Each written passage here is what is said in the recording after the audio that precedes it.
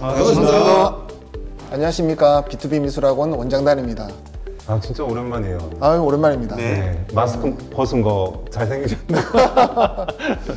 예, 예년 같으면은 뭐 백스코라든지 뭐 문화회관이라든지 이렇게 오프라인 장소에서 다 같이 모여가지고 설명회를 진행했는데 뭐 올해는 예, 이렇게 카메라 앞에 섰습니다. 네, 좀 아쉽네요. 온라인이 대세죠? 예, 맞습니다. 자, 그럼 지금부터 이제 온라인 설명회를 시작하도록 하겠습니다. 오늘은요, 온라인 수업에 대한 설명과 입시 변경안에 대한 간략한 언급으로 이루어져 있습니다. 그래서 첫 번째로 온라인 수업 설명회부터 시작하도록 하겠습니다. 자, 아름다운 세상, 우리의 일상이라는 화면이 첫 화면으로 만들어져 있습니다. 예, 과연 이게 어떤 뜻일까요?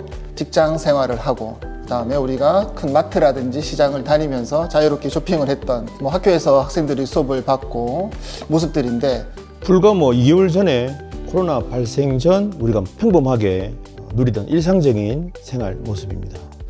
지금 좀 바뀌었죠. 예, 지금 상황은 사실은 조금 달라졌습니다. 그 이유가 코로나로 지금도 우리가 지금 겪고 있는 상황이지만 이 사태로 인해서 우리의 많은 것들이 좀 달라지고 있는 것 같아요. 하나씩 보겠습니다.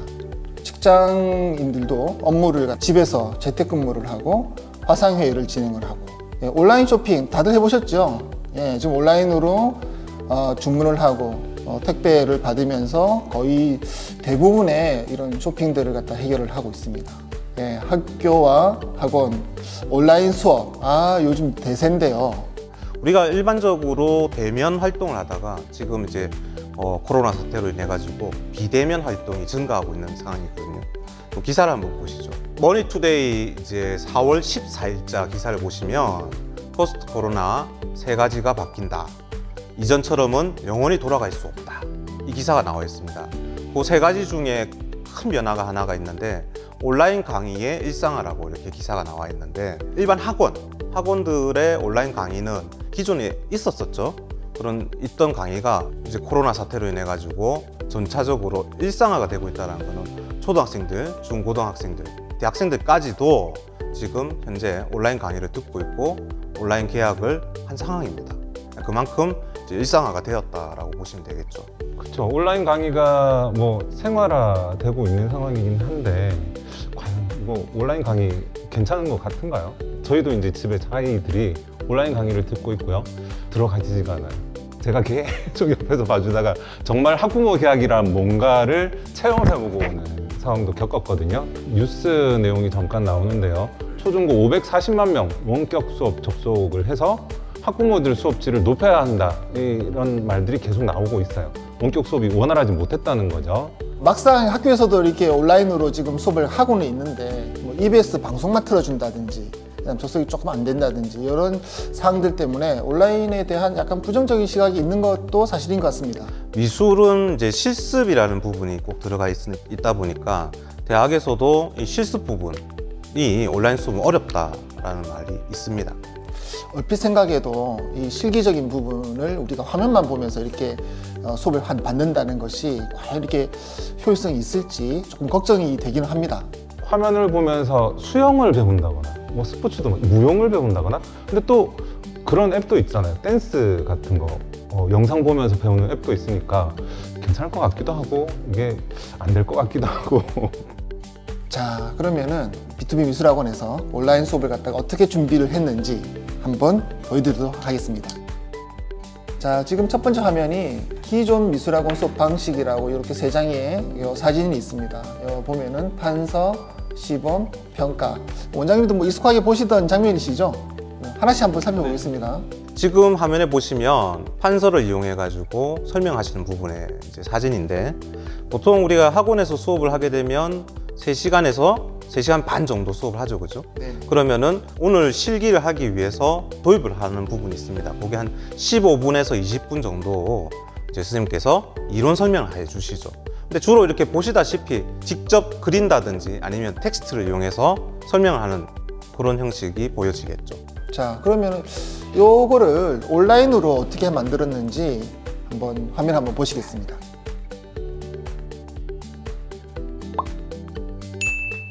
화면에서 시선은 어디로 집중될까요? 선이 끝나는 위치에 점이 형성되고 그곳으로 시선이 집중됩니다. 그렇게 느껴지시나요?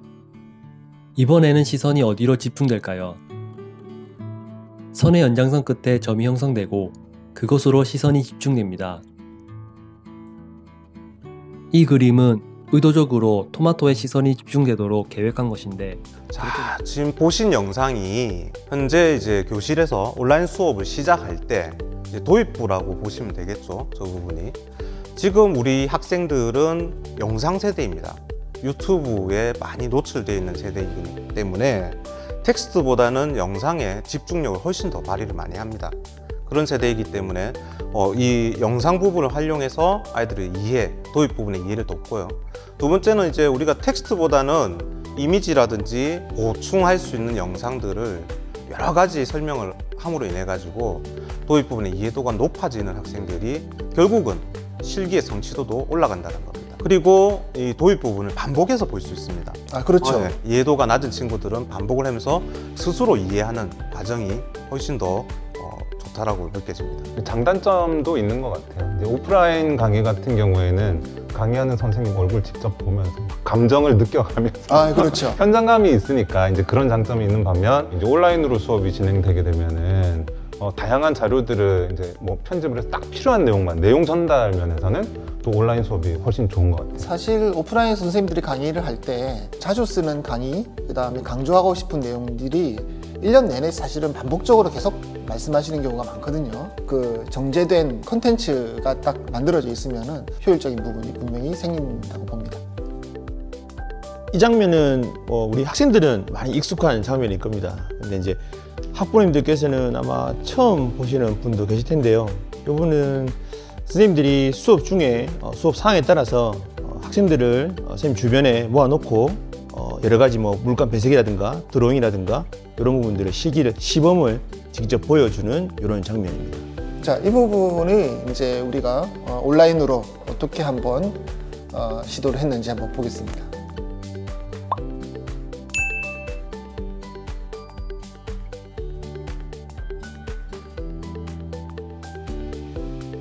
이런 시범 장면들을 부족한 학생들은 사실 반복해서 보면서 자기 실기를 늘릴 수 있는, 연습을 할 수 있는 이런 장점들도 분명히 있는 것 같습니다.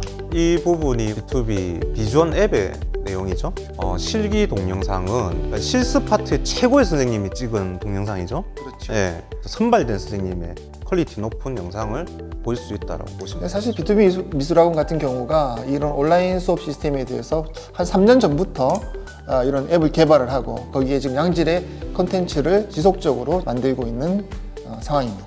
최초로 시작은 더 일찍 했어요. 최초로 시작한 거는 저희가 B&B 방송 해가지고 네, 2007년에 저희가 방송 장비 다 시스템 갖춰가지고 온라인 수업 시작을 했었어요. 뭐든지 B2B는 빠릅니다. 네, 세 번째 강의실에서의 평가 부분입니다.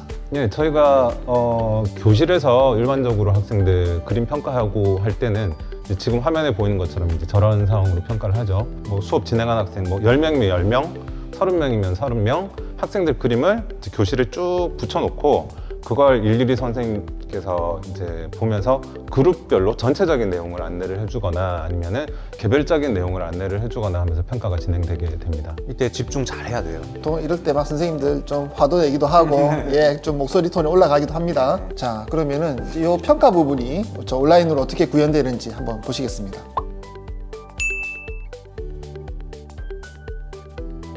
자, 일반적으로는 그림을 평가를 할 때 선생님 한 분이서 본인의 견해만 가지고 평가를 하는 경우가 많은데 방금 보셨던 이제 화면 같은 경우에는 선생님 두 분이서 나오시죠. 두 분이서 나오셔서 각자의 의견을 같이 얘기를 해주시면서 평가가 진행이 됩니다. 아무래도 뭐 한 명의 피드백을 듣는 것보다는 여러 명의 피드백을 들을 수 있다는 게 중요한 것 같고요. 그리고 이제 그림 한 장에 대해서 굉장히 자세하게 하나씩 화면으로 딱 보면서 이렇게 설명을 해줄 수 있는 아마 귀 아마 쏙쏙 들어오지 싶습니다. 네. 다음 평가 장면인데요. 평가를 갖다 하다 보면은 선생님 입장에서 좀 아쉬운 부분들, 이 부분이 조금 바뀌었으면 좋겠다, 좀 수정됐으면 좋겠다, 이런 부분들을 온라인에서는 미리 작업을 해가지고 보여줄 수 있는 장점이 있습니다. 저런 부분을 보면은 그 물체들이 다닥다닥 붙어 있어서 약간 답답한 공간이 답답해져 있는 그런 느낌이 조금 드는 것 같아요. 지금 보시는 화면에서 왼쪽이 비포고 오른쪽이 애프터죠. 그렇게 함으로 인해 가지고 동시에 비교해서 설명을 하기 때문에 학생들의 인지 능력이 훨씬 올라간다고 보시면 됩니다. 실제 시험장에서 비포 정도면 한 몇 점이 나올까요? 그림의 전체적인 완성도라든지 표현력 같은 경우는 괜찮아서요. 한 80점에서 85점 사이 좀 나오지 않을까요? 그러면 애프터 같은 경우는 애프터 같은 경우는 저라면은 한 90점 정도의 충분히 점수를 줄 수 있을 것 같습니다. 그러면 우리 학생들한테 90점 이상의 그림이 기준이 확실히 서지겠군요. 네. 그렇죠. 80점과 90점이라는 게 사실은 학생들 기준에서는 별 차이 아니구나 라고 생각할 수 있는데 수능 점수로 환산해서 봤을 때는 실제로 뭐 한 2.5등급에서 3등급 정도의 격차가 나는 점수예요. 80점대랑 90점 정도의 차이면은 이거는 합격 당락 떨어지고 붙고의 기준이 될 수도 있습니다. 네, 지금까지 온라인 수업에 대해서 오프라인과 조금 비교해가지고 우리가 한번 영상을 봤는데요. 어떻습니까? 뭐 충분히 미술에서도 온라인 수업의 역할이 있다고 생각하지 않으십니까? 장점이 많이 있죠. 물론 이제 오프라인에서 할 수 있는 장점도 많이 있지만 온라인이 가지고 있는 장점이 많기 때문에 우리가 사실 효율성을 본다면은 이 온라인 수업에서 가질 수 있는 장점을 어떻게 활용하는가, 이게 굉장히 중요할 것 같아요. 하지만 제가 이제 이 선생님들의 영상을 제작하는 과정들, 온라인 수업을 하는 것들을 갖다 옆에서 지켜본 결과 상당히 많은 시간과 노력이 필요한 일인 것 같습니다. 저도 한번 해봤거든요. 준비하는데 시간이 진행하는 시간보다 훨씬 많이 걸려요. 자료를 찾고 기획을 하고 그림을 그리고 제작을 하고 그다음에 촬영을 하고 편집을 하는 시간이 사실 오프라인 수업 준비에 한 5배 정도는 더 힘든 일인 것 같아요. 그럼 선생님들 오프라인으로 지금 학원에서 학생들 수업도 진행을 해야 되는데 수업도 그냥 하는 거 아니잖아요. 낮에 수업 준비도 해야 되고. 그러면 지금 온라인 수업 준비는 도대체 언제 하는 겁니까? 선생님도 아침에 출근하십니다. 아침에 출근을 해서 회의하고 컴퓨터 작업하고 그 녹화 영상 찍고 심지어는 퇴근해서도 집에서도 또 작업을 하는 그런 상황입니다. 그렇다 해서 우리가 퀄리티가 낮은 건 아니잖아요. 일반화되어 있는 메가스터디 그런 이제 공부학원의 이제 인기 온라인 강사하는 스텝이 최소 15명에서 보조해주는 스텝이 30명 이상까지 있는데 지금 사실은 미술학원의 특성상의 수업 퀄리티를 위해서 높은 수업의 퀄리티를 위해서는 선생님들이 직접 이렇게 하셔야 되는 상황입니다. 온라인 수업에도 방식이 여러 가지가 있을 수가 있거든요. 유튜브를 통해 가지고 실시간으로 한다든지 아니면 줌이라는 프로그램을 통해서 개별적인 피드백을 받는다든지 그리고 우리의 비전 앱을 활용하는 방법이 있고 그래서 저희 B2B 미술학원 같은 경우는 온라인을 이렇게 잘 활용하기 위한 기술적인 부분을 갖다 상당히 연구를 많이 했습니다. 실제로 우리가 지금 학교에서 온라인 수업하는데 송출 부분에서 좀 문제가 많죠. 한 번 동시 접속자가 수십만 명이 되면은 끊긴다든지 이런 현상이 일어나는데 줌 같은 경우는 저희가 유료 회원으로 이제 등록을 했고 비전 앱은 벌써 이제 2년 전부터 가동이 되는 데서 아무 문제가 없고 유튜브 같은 경우도 현재 지금 잘 활용하고 있기 때문에 요 세 가지 시스템을 같이 이렇게 쓰고 있기 때문에 저희들 송출하는 부분에서는 문제점이 없다라고 보입니다. 온라인 수업과 오프라인 수업의 장점이 분명한 것 같아요. 그래서 이 장점들을 갖다가 이렇게 병행을 해서 수업을 하면은 우리 아이들이 훨씬 더 효과적인 수업을 갖다 받을 수 있지 않을까 그렇게 생각이 됩니다. 각자의 장점들을 붙여보면은 훨씬 더 좋은 수업이 나올 수 있다고 보여집니다. 네, 온라인 수업에 대해서 학부모님들이 좀 궁금해할 만한 점들 있으면은 이렇게 질문들을 한번 정리하셨죠? 네, 안 그래도 이 온라인 수업에 관련해서 몇몇 학생들과 학부모님들이 질문 주신 내용이 사실은 있습니다. 그 중에서도 몇 가지 궁금한 점들을 따로 한번 정리해 봤는데요. 제가 먼저 질문을 대신해 보겠습니다. 첫 번째, 온라인 수업의 수업 방식, 그러니까 온라인 수업은 어떤 방식으로 진행되는지 이런 질문이 조금 많으셨습니다. 어떻게 진행되는 거죠?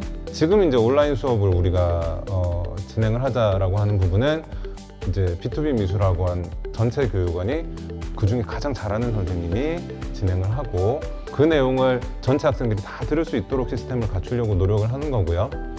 제일 중요한 거는 온라인만 하겠다는 아니에요. 뭐 앞서도 계속 얘기를 했지만 온라인의 장점과 오프라인의 장점을 어떻게 활용해서 학생들이 조금 더 효율적으로 실기가 늘 수 있도록 하는가, 거기에 주안점을 두고 준비를 하고 있습니다. 다음 질문 또 해보겠습니다.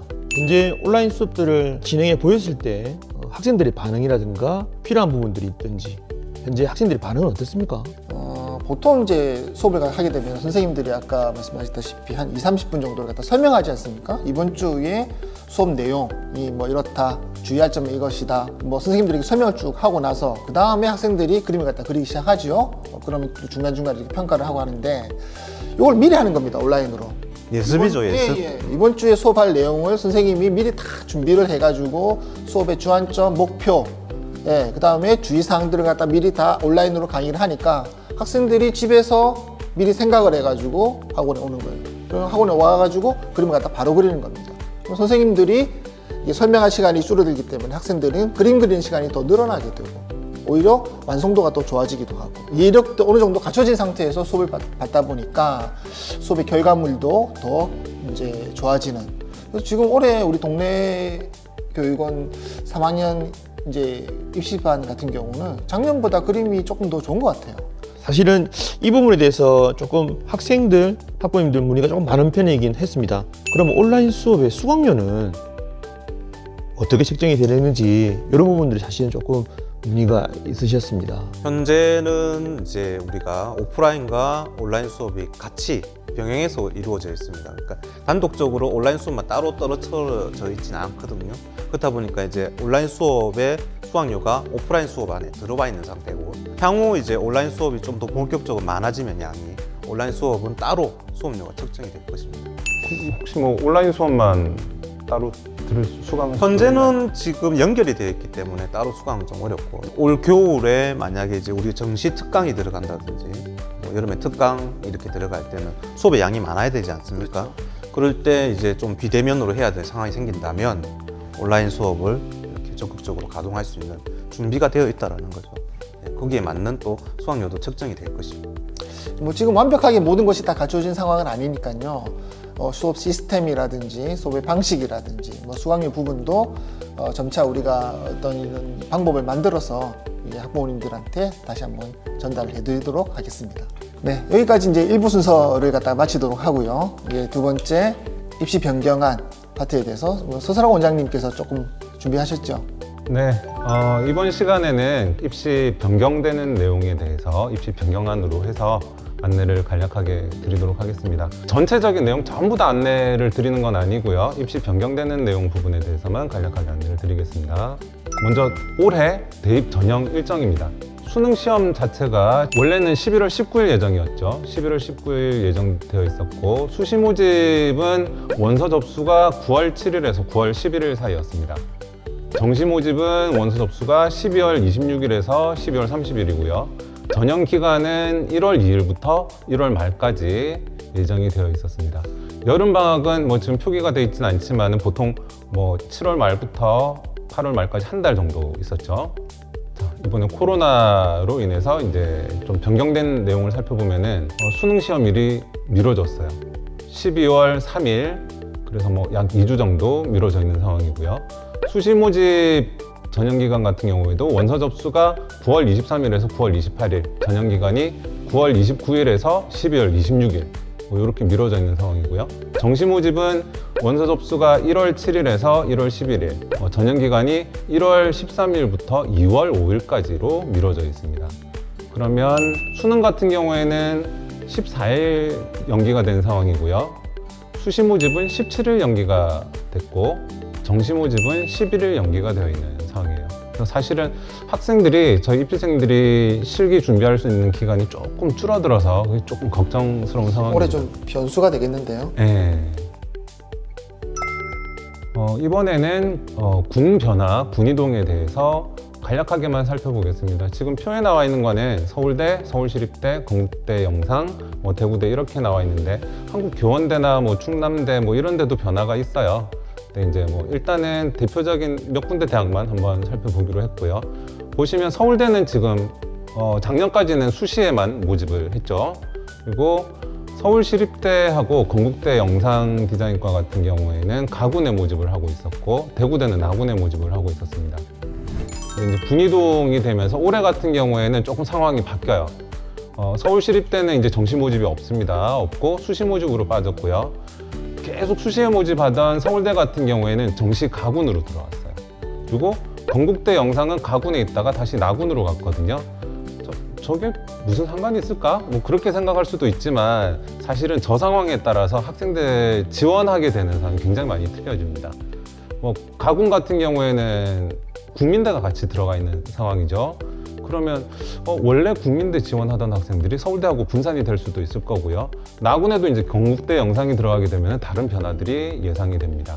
자, 이번에는 실기 유형의 변화를 살펴보겠습니다. 건국대 같은 경우에 기초 디자인과 스토리보드, 건국대 영상입니다. 건국대 영상은 기초 디자인과 스토리보드를 보고 있었고요. 가천대 같은 경우에는 지금 기초 디자인과 사고의 전환을 보고 있었고, 상명대 서울은 기초 디자인과 사고의 전환, 이화여대 같은 경우에는 제시된 대상과 주제 유형 표현, 성신여대는 기초 디자인, 소묘 한 장, 기초 디자인, 기초 조형 한 장, 이렇게 이제 2장을 하게끔 돼 있었어요. 세종대는 패션 디자인과 인체 색채 소묘만 보고 있던 상황이고요. 변화되는 내용을 보면은 기초 디자인, 기초 디자인, 기초 디자인, 기초 디자인이 조금 많아졌고, 앞에 이제 선택적으로 돼 있던 과목들이 기초 디자인 한 과목으로 단일화되는 현상을 보실 수 있습니다. 지금 실기가 변화가 된다면은 한 해마다 재수생들이 좀 불리한 상황이 되겠죠. 그 전에 실기하던 과목을 없애고 그런 부분이 있죠. 바뀐 실기 과목 해야 되니까. 그래서 지금 재수를 하는 친구들이라든지 1, 2학년 때부터 특정 대학을 준비하던 특정 과목 학생들은 유의 깊게 보셔야 될 부분인 것 같아요. 기초 디자인이 많아진 걸로 봐서는 아무래도 기본기 훈련을 조금 더 철저하게 시켜야 될 것 같습니다. 특히 건국대 영상 디자인 같은 경우에는 스토리보드가 없어지는 상황이 되다 보니까 이제 준비를 스토리보드로 준비했던 친구들 같은 경우 올해는 좀 지원이 힘들게 되겠죠. 애니 준비하는 학생들이죠. 예. 자, 그 외에도 이제 다른 부분들 변화가 많이 있습니다. 모집 인원의 변화가 생기는 학교들도 있고요. 반영 방법이 바뀌는 대학들도 있어요. 내신 반영이라든지 수능 반영, 실기 반영 비율이 이제 변화가 있는 학교들이 있어요. 동서대 같은 경우에도 보면은 부산에서는 실기 반영 비율이 또 더 늘어났죠. 80% 반영되는 걸로 바뀌었고요. 모집 전형 같은 경우에는 모집 전형 자체가 이제 없어지는 학교들도 있고 또 새로 생겨나는 경우도 있고 하니까요. 오늘 자세히 설명드리기는 좀 힘들 것 같고 이제 조금 다시 안내를 드리도록 하겠습니다. 자, 2021학년도 입시에도 많은 변화가 있고요. 이 부분은 저희 B2B 선생님들 안내 잘 해드립니다. 걱정하시지 마시고 네네. 선생님과 함께 상의해가지고 준비를 차근차근 해나가면 될 것 같습니다. 자, 이번에는 지금 고3 말고 고2, 고1 기준의 대입 전형 변화를 한번 살펴보도록 하겠습니다. 먼저 대입 전형의 이제 구조가 조금 바뀌는 부분들이 있어요. 정시 전형과 수시 전형 크게 나눠서 이제 이렇게 저희가 구분을 하고 있는데, 정시는 일반적으로 수능이 좀 많이 들어간 전형, 수시는 내신이 많이 들어가는 전형, 이제 그렇게 생각을 하고 있죠. 정시 전형의 변화를 조금 살펴보면은 정시 전형이 모집 정원이 대학 전체 상황으로 봤을 때는 23% 남짓 정도 됐어요. 근데 일단 2022학년도 입시부터는 30% 이상으로 확대를 해라고 이제 정해져 있는 상황이고, 2023년인가요? 한 해 뒤부터는 서울권 대학은 무려 대부분 45% 정도까지 확대하는 걸로 일단 예정하는 발표가 돼 있는데, 구체적인 사항은 대학교에서 발표하는 건 올해 4월 말까지 발표되기로 돼 있어서 6월 달쯤 돼야 이제 정확하게 안내를 저희가 해드릴 수 있을 것 같아요. 예상은 정시가 점점 늘어난다. 예, 정시가 그렇게 점점 보셔도 되겠죠. 늘어난다라고 봐야 될 것 같아요. 자, 수시 같은 경우에는 뭐 최저학력 기준 활용 부분에서 좀 공고되는 사항이 있어요. 최저학력 기준은 예전부터 반영 방법이나 비율을 조금 낮추는 쪽으로 갔는데 그게 계속 유지가 되고 있는 상황이에요. 그래서 선발 방법의 취지에 맞지 않는 최저학력 기준은 이제 뭐 부정적으로 평가를 하고 재정 지원과도 연계를 시키겠다. 뭐 대학에서 위험하게 최저학력 기준을 반영할 이유는 없겠죠. 수시 본연의 취지를 좀 살리겠다는 뜻이. 그렇죠. 이제 수능 성적이 반영이 된다거나 했을 때 수시 취지가 좀 약해질 수 있겠죠. 자, 수능에서 변화를 한번 살펴보도록 하겠습니다. 공통 플러스 선택이라고 되어 있는데요. 작년까지 치러졌던 수능과는 이제 조금 상황이 달라지는 상황이겠죠. 국어, 수학, 영어, 한국사, 탐구 우선 이렇게 나눠서 볼 수 있고요. 자, 국어 과목을 한번 보도록 하겠습니다. 출제 범위를 지금 기재를 해둔 거고요. 2020년도 졸업생이라고 가로 안에 표기가 되어 있어요. 보면은 화법과 작문, 독서와 문법, 문학 이렇게 범위가 되어 있고요. 올해 현재 고3 학생들 가운데 있는 2021학년도 내용을 보면은 화법과 작문, 독서, 문학 그리고 언어와 매체 뭐 이렇게 들어가 있거든요. 크게 변화 없어요. 올해 고3들 같은 경우에는. 그 뒤에 고1, 2, 2022학년도 같은 경우에는 공통 과목과 선택 과목 이렇게 나눠져 있어요. 공통 과목으로 해서 독서와 문학이 들어가 있고요. 선택 과목으로 해서 화법과 작문 그리고 언어와 매체 중 택1이라고 되어 있습니다. 학생들이 공통적으로 공부해야 되는 과목이 있고 선택권을 일부 범위를 줬기 때문에 학생들이 약간 본인한테 유리하게 공부를 컨설팅해서 갈 수가 있을 것 같아요. 교육과정 같은 경우에는 작년까지는 2009 개정 교육과정이었고 올해 고3부터는 이제 바뀐 2015 개정 교육과정으로 해서 진행이 되게 됩니다. 자, 다음 수학 부분 한번 살펴보도록 하겠습니다. 작년에 졸업했던 친구들과 올해 고3 그리고 지금 1, 2학년 상황이 많이 다른데요. 똑같이 지금 1, 2학년 상황을 보게 되면은 공통으로 들어간 거는 이제 수학 1 그리고 수학 2 범위가 이제 공통으로 들어가게 되고 선택으로 할 수 있는 게 확률과 통계, 미적분, 기하 중에서 본인이 잘하는 과목을 선택을 하면 되겠습니다.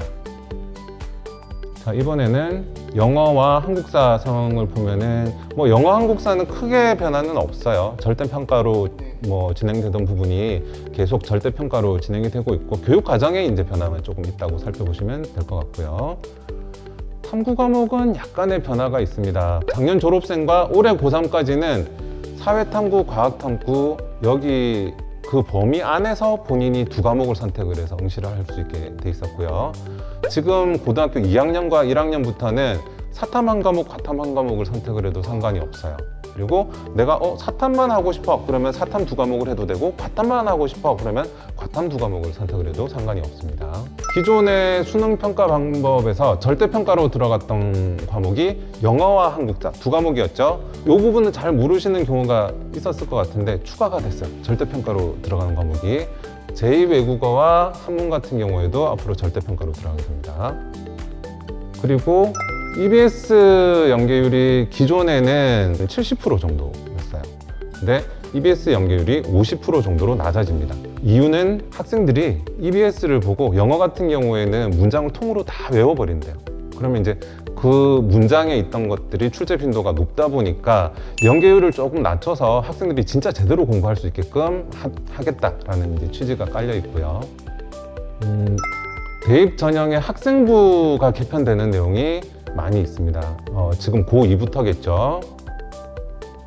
자, 뭐가 많아요. 인적사항, 수상 경력 여러 가지가 있는데 간단하게 한번 살펴보도록 하겠습니다. 인적사항은 부모 정보는 지금 안 들어가도록 바뀌고요.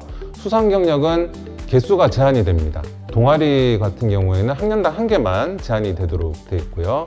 소논부는 이제 기재가 안 되도록 돼 있고 자격증 같은 거는 제공이 안 되도록 돼 있습니다. 청소년 단체 활동 같은 경우에는 단체 명만 기재하도록 돼 있고요. 제일 중요한 게 마지막에 특기사항 3특이라고 보통 얘기를 하는데 들어가는 내용이 총 4,000자에서 2,200자로 줄어들어요. 그럼 어떻게 되죠? 특기사항이 줄어든다는 거는 대학에서 이 학생부 자료를 보고 학생을 판단하는 내용 자체가 줄어드는 거예요. 변별력이 약간 줄어든다고 볼 수가 있겠죠. 수시가 약간 줄어들 수도 있지 않을까라는 추측을 해보고요. 전체적으로는 좀 간소화된다라고 판단을 하시면 될 것 같습니다. 목적 같은 경우에는 과도한 경쟁, 사교육 유발 요소 항목을 조금 정비하겠다라는데 이제 목표를 두고 있고, 기재 격차 완화나 기재 관리 책무성을 조금 제고해 보겠다라는 취지로 진행을 저렇게 하고 있습니다.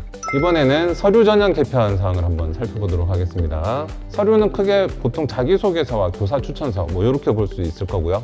미대 같은 경우에는 일부 미술활동 보고서가 있긴 한데 지금은 전체적인 내용을 살펴보기 때문에 저 두 가지 내용을 살펴보도록 하겠습니다. 자기소개서 같은 경우에 기재 방법은 학생의 경험과 생각을 확인하는 쪽으로 조금 질문 내용이겠죠. 조금 저쪽으로 유도하겠다. 1번 문항, 2번 문항, 3번 문항까지 공통으로 돼 있고 4번 문항은 이제 대학 자율로 돼 있었어요. 근데 1번, 2번 문항이 통합이 되게끔 돼 있고요. 3번 문항은 질문 방식을 조금 바꾸겠다고 하는데 그거는 자세히 살펴봐야 알 수 있을 것 같습니다. 여기서도 제일 중요한 게 글자 수예요. 자기소개서에 기존에 5,000자 정도를 기재할 수 있었는데 지금 변경되는 상황에서는 3,100자로 줄어듭니다. 제가 사실 이제 학생들 자기소개서를 이렇게 쭉 보다 보면은 5,000자 내용을 기재를 하더라도 하고 싶은 말을 다 못해요. 절반밖에 못하는 것 같아요. 근데 거기에 이제 3,100자로 확 줄어들게 되면은 자기소개서의 비중도 조금 줄어들지 않을까라고 조심스럽게 지켜볼 수 있겠습니다. 더욱더 간결하게 핵심적인 내용만 좀 적어야 되겠네요. 그렇죠. 그러면 이제 저쪽 자기소개서 전용으로 진행하는 친구들 같은 경우에는 내용 정리의 난이도는 사실은 조금 더 높아졌다고 볼 수 있을 것 같아요. 자, 이번에 교사 추천서 부분인데 빨간색으로 적혔죠. 폐지. 교사 추천서는 앞으로 없어집니다.